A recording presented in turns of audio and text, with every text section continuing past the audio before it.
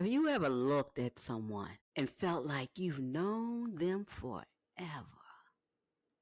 Like something in you recognizes them way before your mind can catch up? That's what people call soulmate. Let me ask you, are soulmates real or just something we made up to romanticize pain and hope? Welcome to Win-Win with Gwen, hosted by Gwendolyn Shores, author, inspirational speaker, transformational coach, and CEO of Minds Above Matters. This is the podcast where your dreams ignite, limits shatter, and action leads to the life that you deserve. Your breakthrough starts now. Welcome to Win-Win with Gwen. I'm your host, transformational coach Gwendolyn Shores, and it is such a pleasure to be back with you again this week. Today we're diving deep into not fairy tales, but into truth, real truth about soulmates. So many people wonder about soulmates. Is there such a thing as soulmates? They want to know what they are, how to know if they've met the love of their life, how to love them without losing yourself, and what to do when that imperfection shows up, because it always will. No one is perfect. But will you be able to handle that moment when your soulmate is imperfected, when they hurt you, when they cause you drama or trauma? Before we get started, I want you to give yourself a high five, guys, because you're showing up today on a podcast where we're talking about love, which means you have to be brave and you have to be prepared and ready to grow within it. And love takes work, and that's what people don't realize. It takes work to be in love. It takes work to hold on to your soulmate. And being here means that you're ready to do the work, and not everybody is doing that work. People are falling in love, and out of love as quick as the strike of lightning. I want to start with a story because I love stories. Look, I met this man and I thought he was my forever. It wasn't fireworks. It was familiarity. I always screw that word up. His presence felt like deja vu. I remember I didn't have to perform. We talked for hours. We laughed out loud about nothing. And somehow he could see right through me. He saw through the pains of my past, the things I was trying to hide. I was trying to be something I wasn't. He let me be myself. At that time, I didn't understand that soulmates don't come to complete you. Yeah. Sometimes they come to awaken you. We built a life. We had children, dreams, laughter. But like every love that's real, it wasn't perfect. We had some storms. We had seasons of silence, seasons of misunderstandings. And at times I can remember getting on my knees or sometimes sitting up in bed and asking God, if this is my soulmate, why does it hurt so much? Why does this hurt so much? And I realized a soulmate doesn't save you from growth. They trigger it. Yeah, but soulmate is not what you thought it was, is it? I want you to really understand a soulmate today. See, a soulmate isn't always the one who gives you those butterflies in your tummy. Sometimes it's that one who gives you that mirror. Yeah, they give you that mirror. They reflect your wounds, your weaknesses, and your worth all at once. You feel drawn to them beyond logic. They pull your spirit towards wholeness. A soulmate is a divine connection designed for your spiritual evolution. They might be romantic or platonic, lifelong, or even seasonal, but their purpose is to elevate that soul. Yes, it's to elevate your soul. You can tell you're with your soulmate. You want me to tell you how? You can tell you with a soulmate because you will finally feel seen. They will see you. Even when you're messy, even when you're at your worst, they will be able to see you. They will be able to give you a connection that feels safe yet challenging. You will find yourself growing spiritually, emotionally, or mentally from that bond with your soulmate. You can be silent together and still be heard. That's a soulmate for you. You ain't even got to speak words when your soulmate is around. You'll share purpose, not just pleasure. Oh, but the pleasure is great too. Don't get me wrong, but the purpose, baby, is on fire. But let's clear something up. A soulmate's connection doesn't guarantee a perfect relationship. You can go through the storms with your soulmate, guys, but it does guarantee an honest relationship. Your soulmate will be honest, even if it means losing you, even if it means hurting you, because a soulmate comes with purpose and they're going to perform that purpose no matter what. And the reason why soulmates aren't perfect is the soulmate is human. They carry trauma just like you, insecurities, and fears just like you. Their imperfection isn't proof they're not your soulmate. So don't think that's what that means. It's the invitation for both of you to learn, love beyond ego. It's for you to learn, love beyond the ego. Unconditional love doesn't mean accepting abuse or betrayal. It means understanding that love is work. Love is work. Daily, deliberate, humble work. That's what it's all about. You may ask, well, you might be wondering right now, Coach Gwen, how do I know the difference between a soulmate growing through mistakes versus a person destroying me? And I'm going to answer that because they're going to make mistakes. They're going to make mistakes that hurt deeply sometimes, okay? They have imperfections. They have habits. They have things that they went through, grown through, the things that's in their subconscious. So let's talk about that, okay? Let's talk about it. Just because they did something that they're a horrible person, that's just a person who's doing things because we have behaviors that are in our subconscious mind, and those behaviors can be things that the other person we're involved with doesn't like. Unconditional love is not blind, is what I'm trying to say. It's aware. It says, I see your flaws, but I also see your fight. It offers grace. It still keeps boundaries.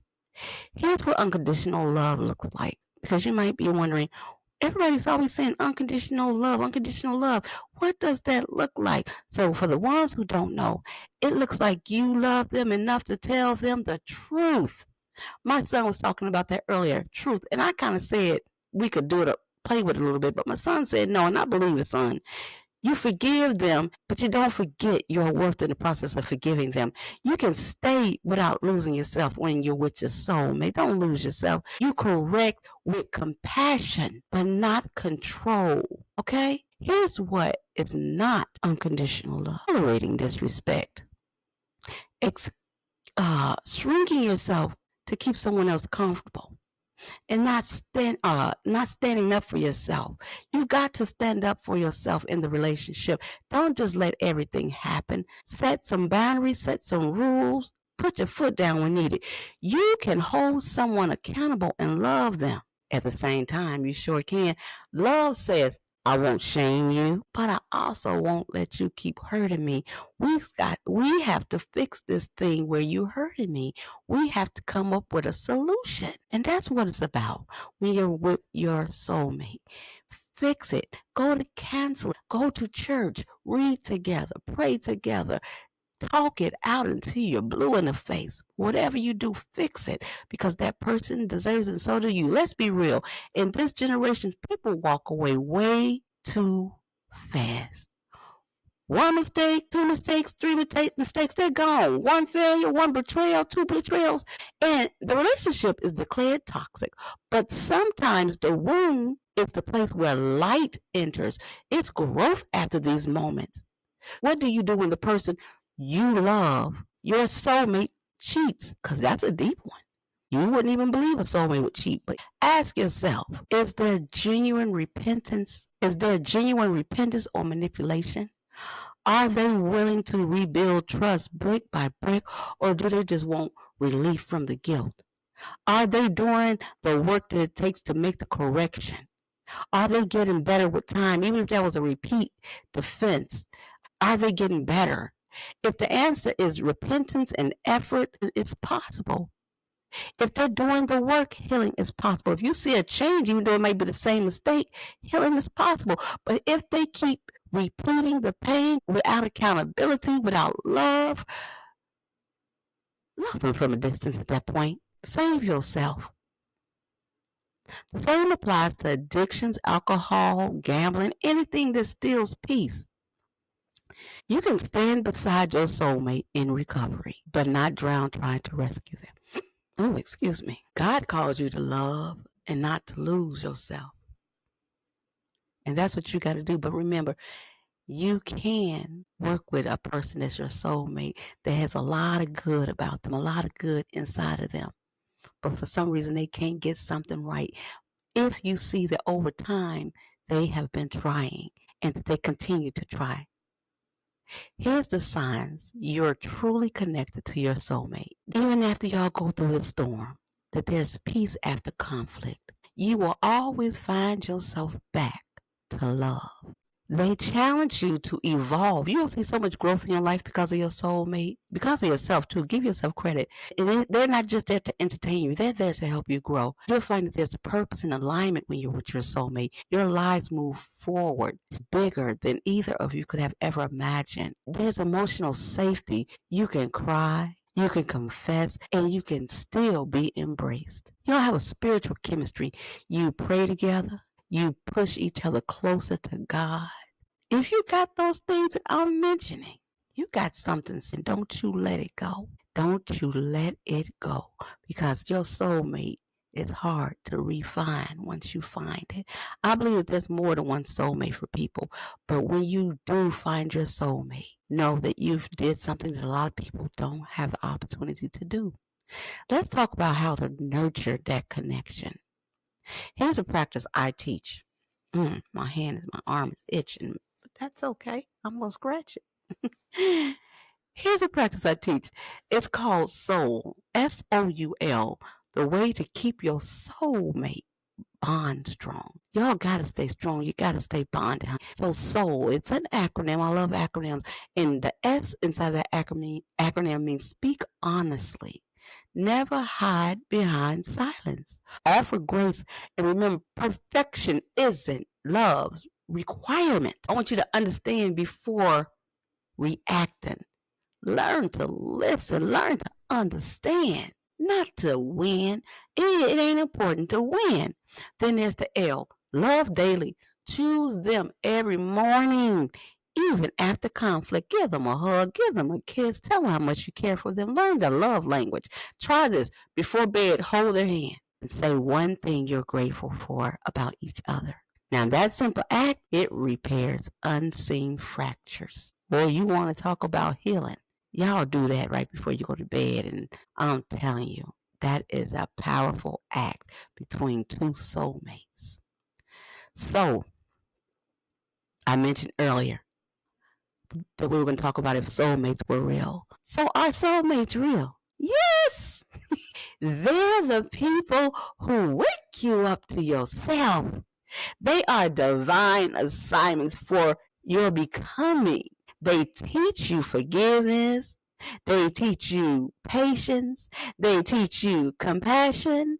And they teach you strength. They teach you that love isn't about finding somebody perfect. It's about finding someone willing to help you to become the best you possible. And in the midst, they are doing the same because you are doing the same for them on the opposite side. Because as I said, you guys are soulmates. Guys, give yourself a high five because you showed up today to learn love today. And I don't want you to be a gatekeeper. Don't you be no gatekeeper. Don't you hold this episode to yourself. You share it with somebody who needs to hear this. I want you guys to really comment below. Do you believe in soulmates? Let me know if you believe in soulmates, because I do, but you don't have to be like me. But maybe you are. Let's hear from you. And tell me one lesson love has taught you, honey. I've learned so many lessons about love. I want to hear yours. And I'm sure someone listening to this right now want to read in the comments and hear about yours too. Now, I want you to follow, subscribe, and I want you to meet me here Friday, every Friday, as a matter of fact, at 6:15 a.m., right here on Win with Gwen, where we do the work, because healing isn't about luck, it's about learning. Ain't nothing lucky about healing. You got to get up and do the work, baby, and learn. I love you. I believe in you. I see you. And remember, when it's divine, it doesn't have to be perfect to be powerful. I love you guys. And remember, you've got to do the work. I believe in you 101%. I believe in you till infinity. But it's not about how much I believe in you. It's about you believe in you just as much as I believe in you. Honey, you're made in the likeness of the divine. You're made in the likeness of the omnipotent one. Start believing that there is a God inside of you. God has created you to have the ability to heal, thrive, to grow, win. Believe it. And take charge of your life, because you got this. There's always a win-win with Gwen. I'll see you guys later. I love you guys. I love you guys. I love you guys so much. I'll see you guys next week.